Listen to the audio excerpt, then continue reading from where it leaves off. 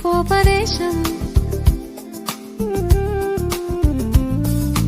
అంగీరసుడు ధనలోభునకు చేసిన తత్వోపదేశం అంగీరస ఉవాచ ఓ మునిశ్రేష్ఠులారా ఓ ధనలోభీ సంశయంబులకు సమాధానము కర్మ వలన ఆత్మకు దేహధారణ శరీరోత్పత్తికి కర్మ కారణము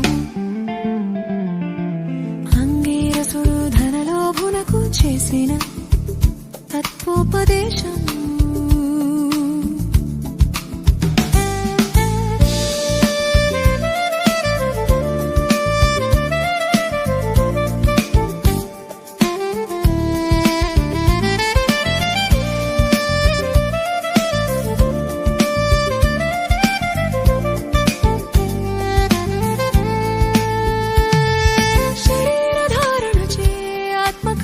చేయును కనుక స్థూల సూక్ష్మ శరీర సంబంధము చే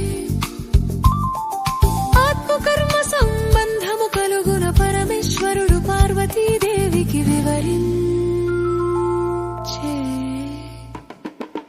అంగీరసుడు ధనలోభునకు చేసిన తత్వోపదేశము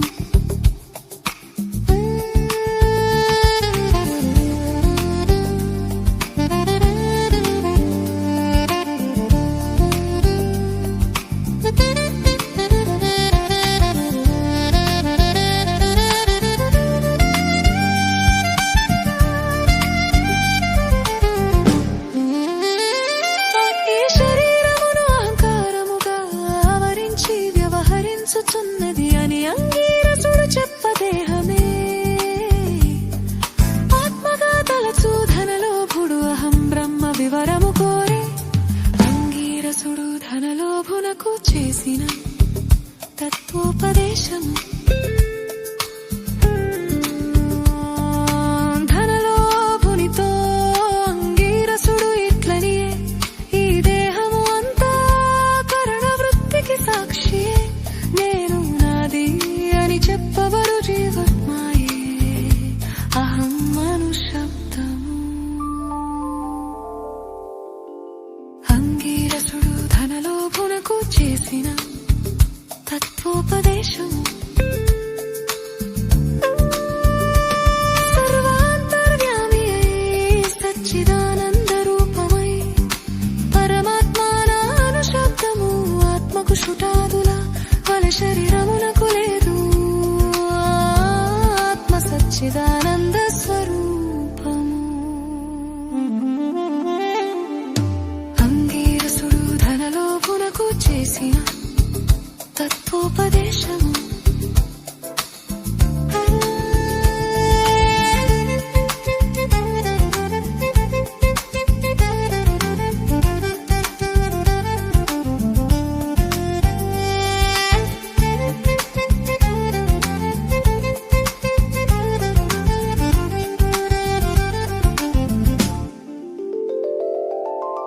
సాక్షి జ్ఞాన రూపీ ఇంద్రియ జీవ కర్మలు కలిగి వేరుగా ఉన్నదైనొకే రీతిని ప్రకాశించు ఆత్మ జాగ్రత్త స్వప్న సుషుప్తి అవస్థలు స్థూల సూక్ష్మాకారము నేను నాది అనునది ఆత్మ అంగీరసుడు ధనలోభునకు చేసిన తత్వోపదేశము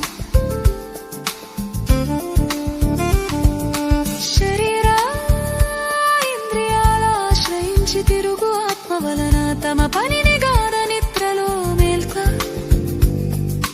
నిద్రానుభూతిని పొందునిది ఆత్మదేహము దీపము గాజును ప్రకాశింపజేయు అంగీరసుడు ధనలోభునకు చేసిన తత్వోపదేశము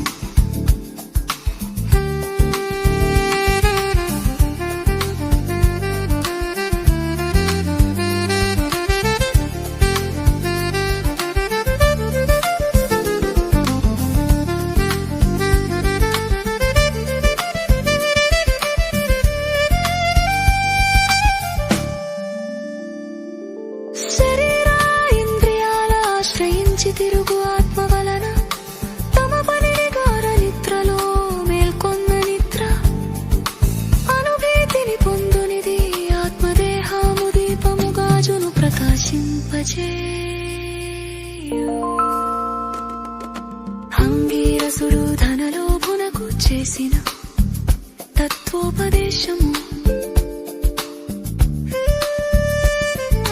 ఆత్మ పరమాత్మ స్వరూపము అగుట వలన దానికి తారాపుత్రాదులు ఇష్టమగుచున్నారు. తత్వమసి జీవాత్మ పరమాత్మల ఏకత్వము చివరకు సచ్చిదానంద రూపము ఒక్కటియే. అంగీరసుడు ధనలోభునకు చేసిన తత్వోపదేశము.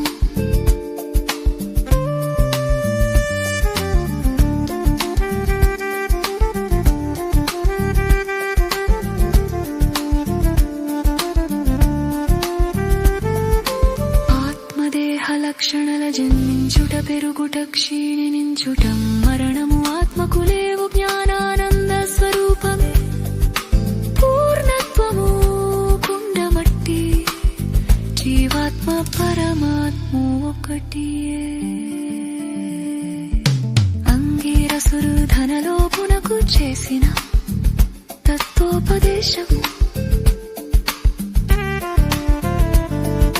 జీవులచే కర్మ ఫలమును అనుభవింపజేసేవాడు పరమేశ్వరుడనియు ఆశల విడచి భక్తి జ్ఞాన వైరాగ్య సత్కర్మ